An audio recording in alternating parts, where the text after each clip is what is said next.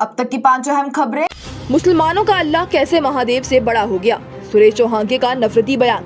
सुरेश चौहान जो कि आए दिन मुसलमानों के खिलाफ दिए जाने वाले अपने नफरती बयानों के चलते बातचीत में रहते हैं, वहीं आज एक बार फिर महाराष्ट्र के कोपरगांव में सकल हिंदू समाज की तरफ से आयोजित की गई हिंदू हुंकार सभा में उन्होंने एक नफरती बयान दे दिया। बयान देते हुए उन्होंने कहा कि मुसलमान दिन में 5 वक्त नमाज पढ़ता है और कहता है अल्लाह अकबर, जिसका मतलब है अल्लाह सबसे बड़ा है। तो मैं पूछना चाहता हूँ कि आखिर अल्लाह महादेव से बड़ा कैसे हो गया? हमारे लिए महादेव सबसे बड़े हैं, तो अगर ये लोग दिन में 5 बार अल्लाह अकबर कहते हैं तो हमें भी अपने घरों में लाउड स्पीकर लगवा कर दिन में 5 बार हर हर महादेव बोलना होगा। उन्होंने कहा कि मैं महाराष्ट्र की सरकार को चेतावनी देना चाहता हूं कि अगर उन्होंने इन लोगों के इस्तेमाल किए जाने वाले लाउडस्पीकर्स पर पाबंदी नहीं लगाई तो वो भी हर जगह लाउडस्पीकर्स का इस्तेमाल करेंगे। उनका कहना है कि पाकिस्तान में 35,000 मदरसे हैं और सिर्फ अकेले महाराष्ट्र में ही 72,000 मदरसे हैं और पाकिस्तान के आर्मी जनरल का ये कहना था कि वहाँ इन मदरसों की वजह से ही आतंकवाद को बढ़ावा मिल रहा है। तो सोचिए, वहाँ सिर्फ 35,000 मदरसे हैं जबकि महाराष्ट्र में 72,000 मदरसे हैं और इन मदरसों में मुसलमानों को सिखाया जाता है कि कोई भी गैर मुसलमान काफिर है और उसे मार देना चाहिए। इतना ही नहीं, सुरेश चौहान ने ये भी कहा कि हमारे टैक्स से इन मुसलमानों के मदरसों को बढ़ावा मिलता है और इन्हें भी, और ये हमें ही सब्जी और फलों पर थूक लगा कर देते हैं और थूक जिहाद को बढ़ाते हैं। इसलिए सरकार को इन्हें माइनॉरिटी का दर्जा नहीं देना चाहिए और सभी माइनॉरिटी मिनिस्ट्री पर ताले लगाने चाहिए। दिल्ली के नजाफगढ़ में वीएचपी और बजरंग दल के कार्यकर्ताओं ने लव जिहाद को लेकर बच्चियों को बांटे पर्चे। लव जिहाद का मुद्दा दिन ब दिन बढ़ता जा रहा है। आए दिन हिंदू संगठन बजरंग दल और विश्व हिंदू परिषद के कार्यकर्ताओं की तरफ से कई ऐसे लड़का लड़की को रास्ते में मारा पीटा जाता है जिसमें लड़की हिंदू और लड़का मुसलमान होता है और वो इसे लव जिहाद का नाम दे देते हैं, क्योंकि उनका कहना है कि इसी तरह से मुसलमान लड़के हिंदू लड़कियों को प्रेम प्रसंग में फंसाकर जान से मार देते हैं। इसे लेकर आए दिन कोई ना कोई नफरती बयान भी दे दिया जाता है। वहीं आज दिल्ली के नजाफगढ़ में विश्व हिंदू परिषद और बजरंग दल के कार्यकर्ताओं ने अपने इलाके में स्कूल में पढ़ने वाली बच्चियों में लव जिहाद को लेकर पर्चे बांटे। इन पर्चों में बच्चियों को लव जिहाद के बारे में बताया गया और उसे खुद को दूर रखने के लिए भी सलाह दी गई। वहीं जब ये पोस्ट सोशल मीडिया पर वायरल हो रही थी तो कई लोगों ने इसकी मुखालफत की और कहा कि इन सब में मुसलमानों के खिलाफ नफरती चीजें लिखी गई हैं। नरेंद्र मोदी के मणिपुर पर दिए गए बयान के बाद महबूबा मुफ्ती ने भाजपा के शासन का दिखाया आईना।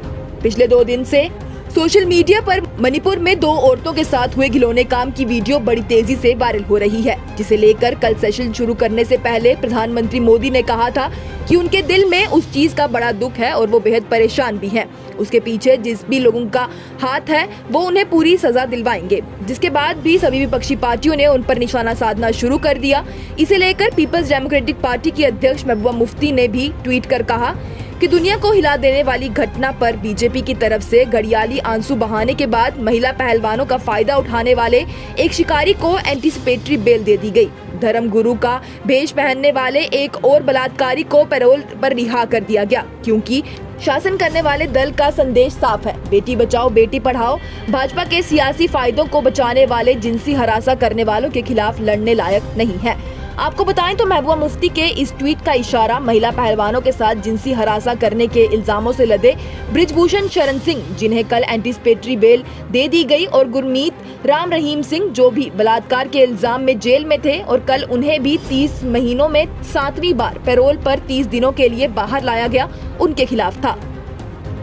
ज्ञानवापी मस्जिद के मामले में वाराणसी कोर्ट ने सुन ली हिंदू पक्ष की मांग। बाबरी मस्जिद के बाद ज्ञानवापी मस्जिद को लेकर भी हिंदू और मुस्लिम दोनों समुदाय में बड़ी दरार आ गई, क्योंकि वाराणसी डिस्ट्रिक्ट कोर्ट में 4 हिंदू पूजा पाठी औरतों ने इस साल मई के महीने में अर्जी डाली थी और कहा था कि ज्ञानवापी मस्जिद के अंदर स्वयंभू ज्योतिर्लिंग मौजूद था, जो कि लाखों साल पुराना था, जिसे कि मुसलमान बादशाहों ने तोड़वा कर वहाँ ज्ञानवापी मस्जिद को बना दिया था।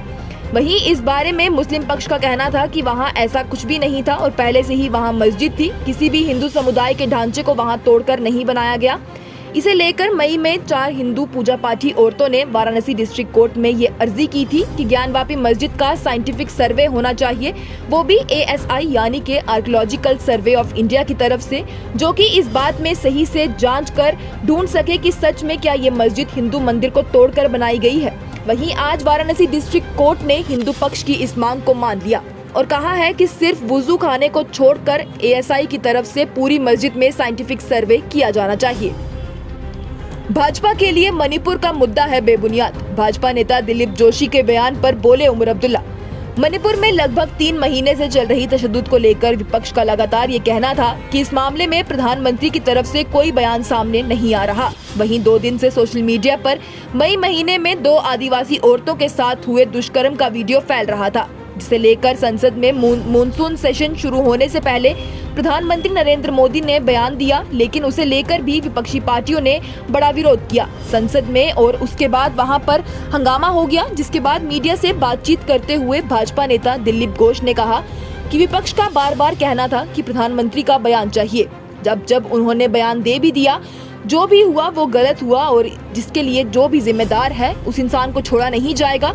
लेकिन फिर भी विपक्ष नया मुद्दा लेकर आ गया जिसकी कोई बुनियाद नहीं है और संसद शुरू होने से पहले ये सब किया गया और अपनी राजनीति करने के चलते वो संसद की कार्यवाही को बंद कर दिया। वहीं अपने इन्हीं बयानों में दिलीप जोशी फंसते नजर आए। सोशल मीडिया पर भी उनके इस बयान की कड़ी निंदा की गई। साथ ही साथ नेशनल कॉन्फ्रेंस के वाइस प्रेसिडेंट उमर अब्दुल्ला ने भी ट्विटर अकाउंट पर वीडियो शेयर करते हुए ट्वीट कर लिखा कि भाजपा के लिए मणिपुर में हो रही चीजें एक बेबुनियाद का मुद्दा है। ये थी अब तक की 5 अहम खबरें। लेटेस्ट अपडेट्स के लिए देखते रहिए न्यूज़ इनसाइडर 24/7।